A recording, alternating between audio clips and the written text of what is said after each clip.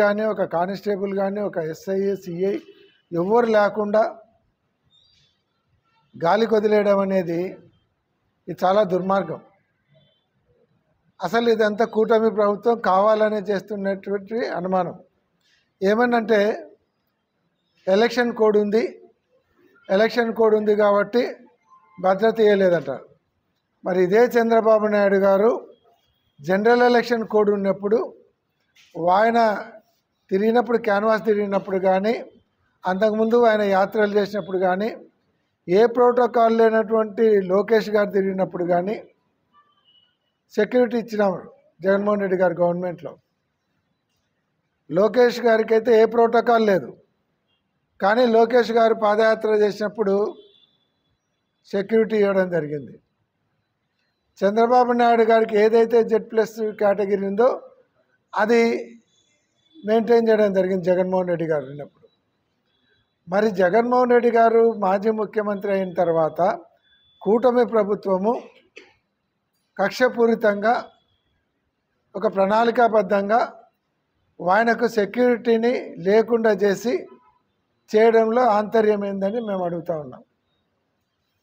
అంటే ఆయన బయటకు వస్తే ఇట్లా 1-2 ఇన్సిడెంట్స్ పోలీసు సెక్యూరిటీ లేకుండా బయటకు వస్తే అప్పుడు అక్కడ ఏదైనా ఇన్సిడెంట్ జరిగితే ఇంకా నువ్వు బయటికి పోతే అక్కడ ఇన్సిడెంట్ జరుగుతుంది, నువ్వు పోవద్దు అని కట్టడి చేయాలనేటువంటి ఒక దురుద్దేశంతో చేస్తున్నారా, లేదంటే జగన్మోహన్ రెడ్డి గారికి ఏదైనా ఆయనకు హాని కల్పెట్టడానికి మీరే ఏమైనా కుట్ర పన్నుతున్నారా?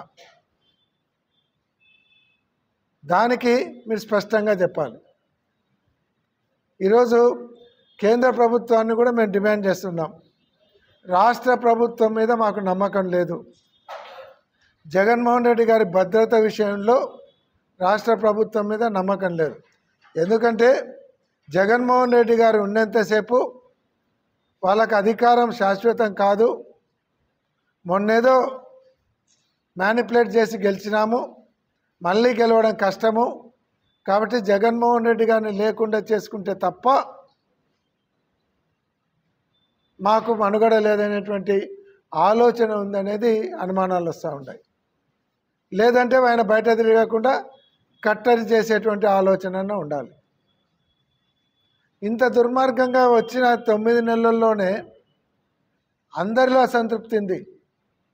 ఈరోజు మీరు ప్రభుత్వం వచ్చిన తర్వాత రైతుల పరిస్థితి దయనీయంగా తయారైంది.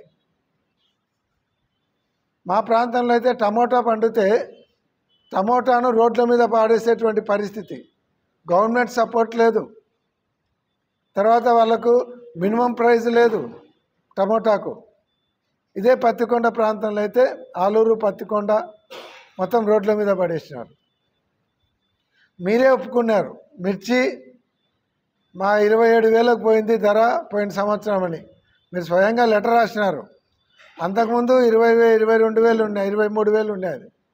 తర్వాత 20,500 అంత 23, 24 ఉన్నాయి. ఇప్పుడు 10,000, 12,000 ఉన్నప్పుడు రైతుల పరిస్థితి అధ్వాన్నంగా ఉంది. అక్కడ పోయి వాళ్ళను పరామర్శించాలి, అక్కడి నుంచి వాళ్ళకు గిట్టుబాటు ధర ఇచ్చేదానికి డిమాండ్ చేయాలని అక్కడికి పోతే మీరు ఇష్టం వచ్చినట్టు మాట్లాడతారు. సరే, అడ్డంగా మాట్లాడడము, ఒక పద్ధతి లేకుండా మాట్లాడడము అనేది అది మీ ఇప్పుడు ఈ సంవత్సరం చూస్తే పత్తి పోయిన సంవత్సరము 12,000, 15,000 ఉంటే ఈ సంవత్సరం 6,000, 7,000కు అమ్మినారు. తర్వాత వరి పోయిన సంవత్సరము 3,000 చిల్లర అంటే ఈ సంవత్సరము 1,600 నుంచి 2,000కు వచ్చింది. అలాగే కంది 12,000 నుంచి 14,000 అమ్మితే పోయిన సంవత్సరము ఈ సంవత్సరం 7,000కు వచ్చింది. మిరప పరిస్థితి ఇంకా ఘోరంగా ఉంది. ఇట్లా రైతులు అన్ని రకాలుగా ఇబ్బంది పడుతున్నారు. మీరు ఇస్తామన్నటువంటి 20,000 రూపాయలు కేంద్ర ప్రభుత్వం ఇచ్చేది కాక 20,000 ఇస్తామన్నారు. కేంద్ర ప్రభుత్వం ఇప్పుడు 2 విడతలు ఇచ్చింది, మీరు ₹1 ఇవ్వలే. అటువంటి పరిస్థితులలో రైతుల దగ్గర పోతే జగన్మోహన్ రెడ్డి గారు దాన్ని మీరు తప్పుపడుతున్నారు. చేతనైతే మిరప మీరు కొనండి, మార్కెట్ నుంచి కొనండి. మార్కెట్ నుంచి కొని మీరు అమ్మండి. ఒకవేళ గవర్నమెంట్కు ఒక 100 కోట్లు 200 కోట్ల నష్టం వస్తే కొంప మునుగుతుందా? ఇప్పుడు దాదాపు 1,25,000 కోట్లు అప్పు చేసినారు.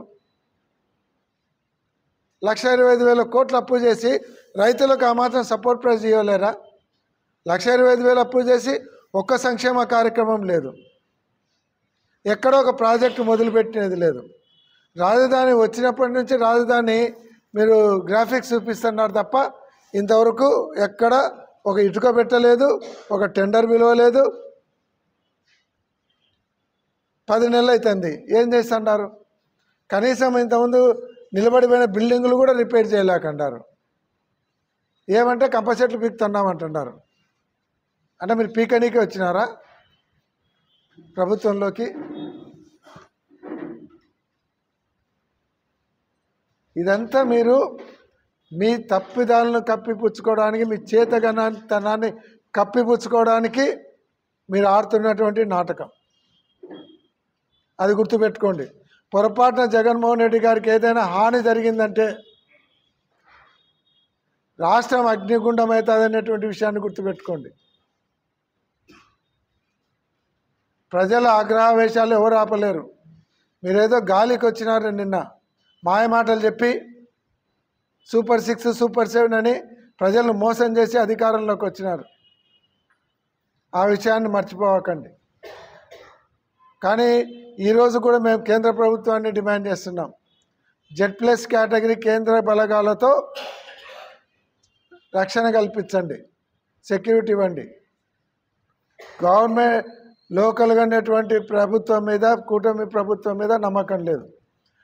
వల్లభతేళ్ల దగ్గర పోలీసులతోనే ప్లాన్ చేసి చంపించేదానికి కూడా ఆ రోజు ఇందిరాగాంధీని ఎట్లా చంపినారో అట్లా సెక్యూరిటీ వాళ్ళతో చంపించేదానికి కూడా వెనుకాడినటువంటి సంస్కృతి, చరిత్ర ఉన్నటువంటి వాళ్ళు.